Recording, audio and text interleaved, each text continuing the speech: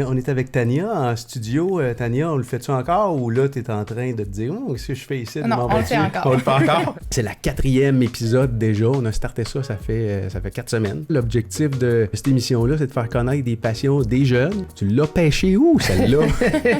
Où t'as pêché cette jeune femme-là? On était co-invités d'honneur avec le Club Optimiste à Sainte-Thérèse. J'ai eu la chance d'entendre le parcours de Tania, puis la passion que toi, Dan, que Seb, on partage les trois ensemble, puis toute la gang dont on le fait. En écoutant, elle n'avait pas fini encore de parler de son parcours, puis j'ai fait « Ah, OK, là, on vient de... » Ça en est une comme nous autres. Tu voulais partir en Afrique du Sud? Oui, exactement. C'était pas évident de trouver l'argent que ça te prenait pour partir là-bas. Tu t'es débrouillé. Parce que tu voulais vraiment y aller. Ouais. Tu sais, quand tu veux vraiment quelque chose, puis que tu vis quelque chose, tu vas trouver une solution. Là. Toi, tu parles souvent de ça, Pat. C'est le fun de voir des jeunes passionnés de même, parce que on va souvent entendre de la société, les jeunes font rien aujourd'hui, les jeunes ne savent pas quoi faire de leur vie. On entend souvent ça. Moi, je les trouve cool, les jeunes aujourd'hui. Les jeunes, ils veulent vivre d'une façon différente de toi puis moi. C'est facile aussi de trouver des jeunes passionnés. Facile d'en voir des jeunes qui savent pas où aller dans la vie, puis qui chillent, puis qui perdent leur temps. Mais je pense qu'ils sont juste mal outillés dans le peut-être, oui. Pas ton cas, en tout cas. Non, mais c'est ce que j'ai ressenti au départ en partant mon projet. Je savais pas par où commencer, où chercher. Je voyais ça comme une montagne, puis je pense que c'est ce que plusieurs jeunes vivent au quotidien lorsqu'ils ont des projets comme ça. Le travail que ça t'a demandé de te rendre là, le travail que ça t'a demandé d'aller chercher tout ce que ça prenait au niveau scolaire, au niveau financier, tu le fais, tu le réalises, tu reviens, mais que tu réalises ce que ça va t'avoir apporté, non seulement là, mais pour plus tard, mais pour plus tard. Ça aussi, c'est toi qui l'as provoqué. C'est comme, oui, merci de croire en moi, mais t'as démontré qu'on pouvait croire en toi. Ben, c'est ça, j'aurais pu dire à un moment donné, OK, j'ai juste des noms, j'ai pas l'argent, le temps est serré, j'y arriverais pas. J'avais peur de pas réussir, seulement parce que je m'étais fixé un objectif, mais aussi pour tous les gens en arrière de moi qui m'ont aidé puis qui croyaient en mon projet aussi.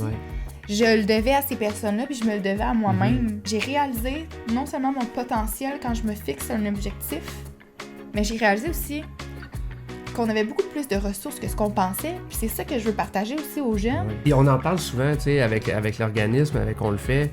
Ce qu'on veut faire, c'est mettre en valeur des gens comme toi, des gens qui réalisent des choses, mais c'est qu'il y ait d'autres jeunes qui pensent qu'ils sont plus capables d'avancer ou qu'il n'y a pas de solution pour réaliser leurs rêves, leurs objectifs. Puis là, ils écoutent ça, puis ils se disent, ben, si on se lève les manches, là, on peut le faire. C'est important que les jeunes le voient, ça, que ça se fait. T'sais. On réalise pas à quel point de l'aide on peut en avoir. En dedans de nous autres, il y a une force qu'on peut aller puiser dedans. Puis quand tu commences à driller là-dedans, il y a quelque chose de magique qui se passe autour de nous autres. Plein de portes qui s'ouvrent. Il y a des gens qui sont prêts à nous aider.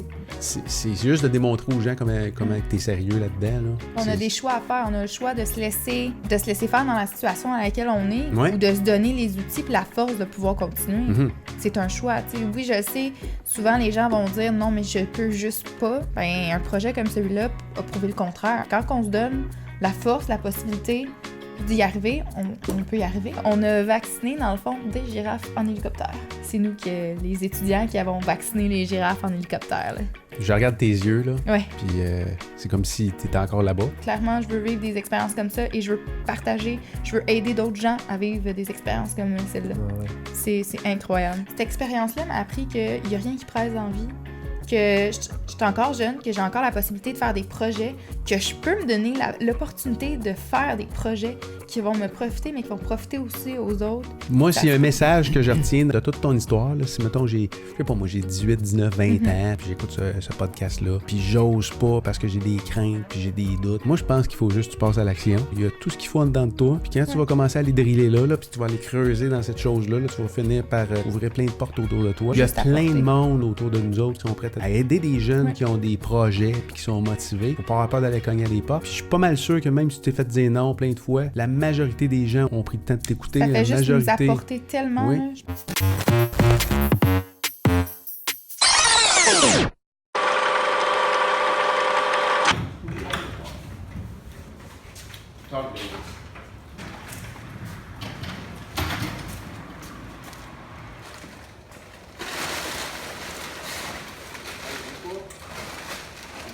Merci.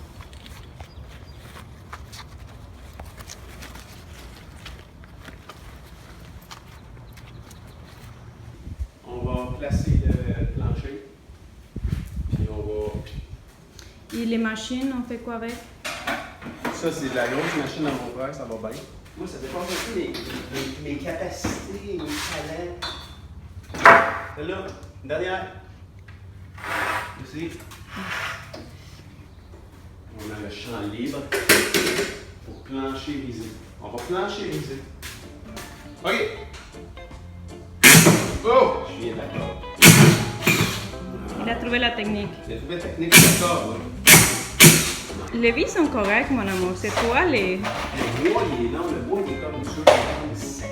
Faut que je fasse un plein. Là, j'ai besoin de me concentrer parce que là, c'est important. C'est important. Ah non. S'il vous plaît, faites-moi ça.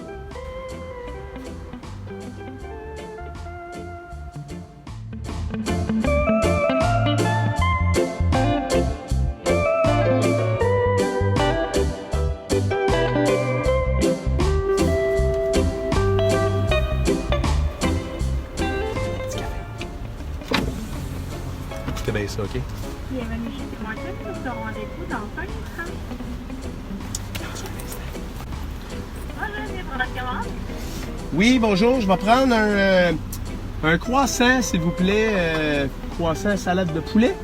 Oui, ensuite, Avec un petit café corsé, un demi-lait, un sucre.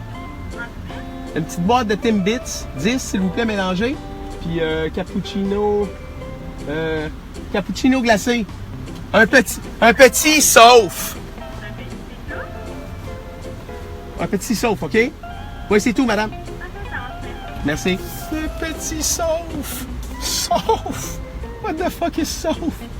Tantôt, Claudia me dit ça. Elle dit, je l'appelle, j'ai dit, tu veux-tu quelque chose à manger? Je m'en vais au thé. Elle m'a dit, ah non, c'est correct, je suis en train de manger. Puis là, je sais que c'est son petit péché mignon, les cappuccinos glacés. Alors, j'ai dit, tu veux un petit cappuccino glacé? Là, elle fait, oui, mais un petit sauf. Et là, je fais sauf.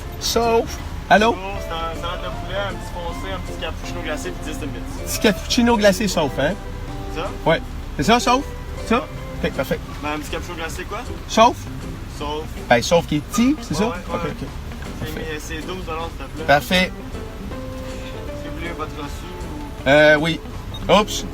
Nip invalide, va recommencer, OK? Tout est concentré, man. Pas de problème, inquiétez-vous pas pour ça. Voilà. C'est bon. Il y a de l'argent dans le compte, tout est correct. Parlez-moi de ça. Ça veut dire que je vais pouvoir revenir tantôt.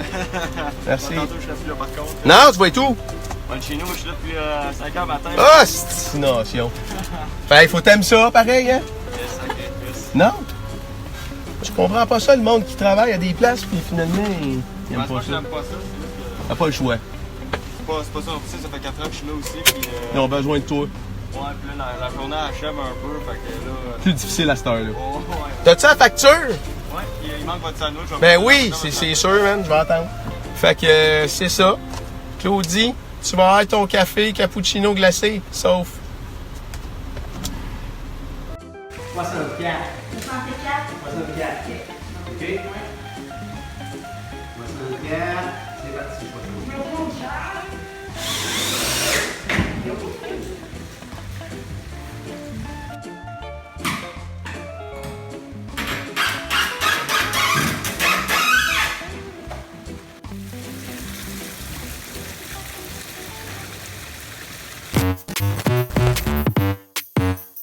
Émile Jonca, ambassadeur, on le fait depuis... T'as été notre premier ambassadeur. On est content de t'avoir, Émile, parce que ça fait longtemps que cette entrevue-là, on voulait la faire avec toi. J'étais allé te filmer la semaine passée en train de... On peut pas dire lancer des balles, on dit frapper des balles. Dans ton cas, c'était comme pas mal destroy the balls.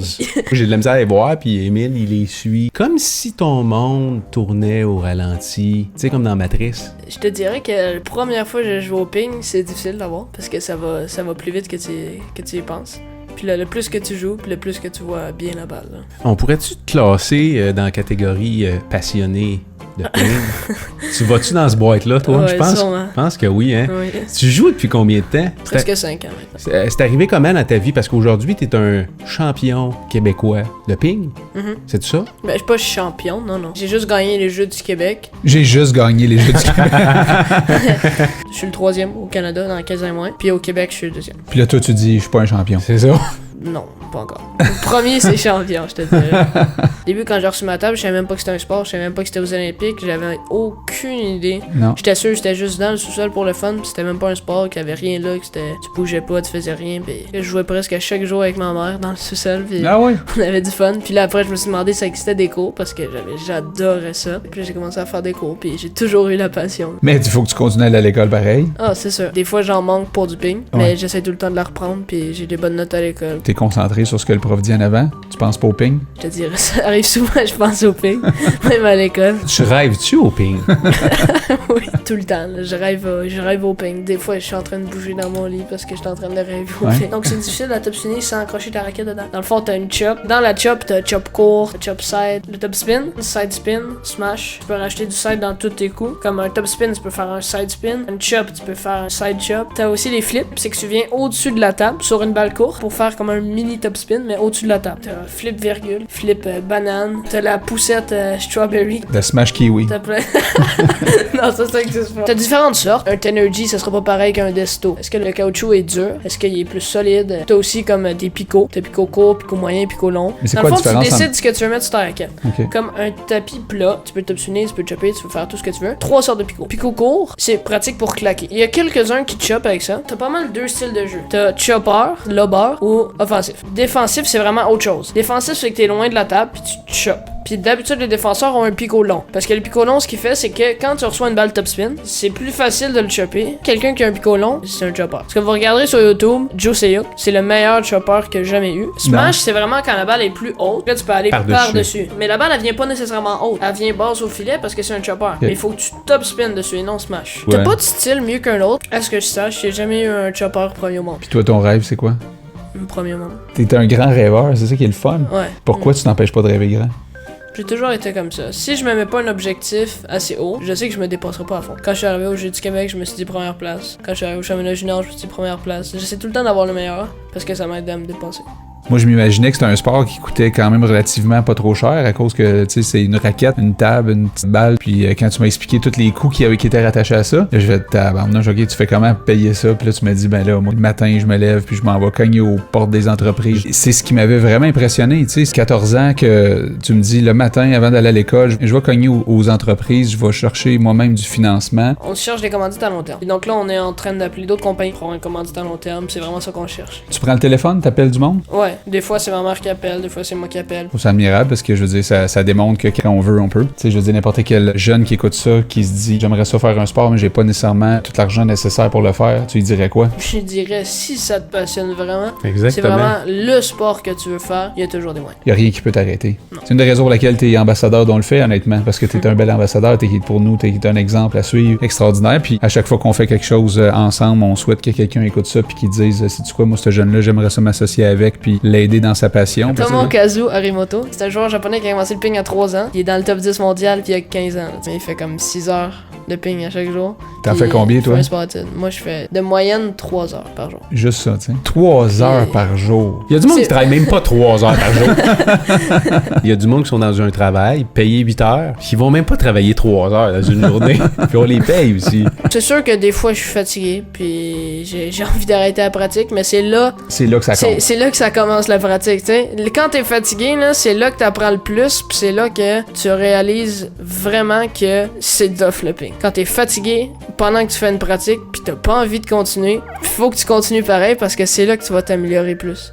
Quand je suis fatigué, je pense au meilleur au monde, je pense à mon objectif. Surtout mon objectif. Quand je pense à mon objectif, je me dis, si j'arrête la pratique, je pourrais pas. Tant si je réussis pas à faire les Olympiques, honnêtement, c'est pas que je m'en fous, mais je me mettrai pas de pression pour ça parce que je sais déjà que si j'ai réussi à me rendre là, mais j'ai réussi ma carrière de ping, puis juste de se rendre à mon niveau ou encore plus fort, c'est déjà un objectif que je suis vraiment très content d'avoir accompli. On va te réinviter, tu vas-tu revenir? C'est clair. On le fait? Ouais.